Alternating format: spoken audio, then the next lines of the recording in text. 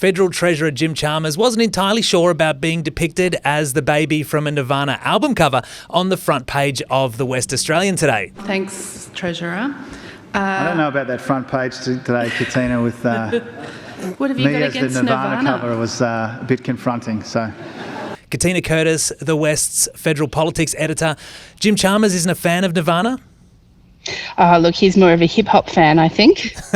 Well, obviously, he was feeling very confident about his budget and its chances of getting the Albanese government re-elected. How would you describe his mood today at the National Press Club? Look, he was pretty buoyant, and not only because of the budget last night and those surprise tax cuts, but also just in the half hour before he turned up at the press club, the government actually rammed through the House the legislation for those tax cuts. I am told that Labor is surprised that the opposition came out straight away last night opposing them. They thought that they wouldn't be so stupid as to do that and, fall for the obvious wedge, but they did. And so Labor really doubled down on it by saying, well, okay, we're going to show every Australian how you are opposing this and you're voting against it in Parliament. So the legislation for that has gone through the House this morning in record time, just shy of 2 hours.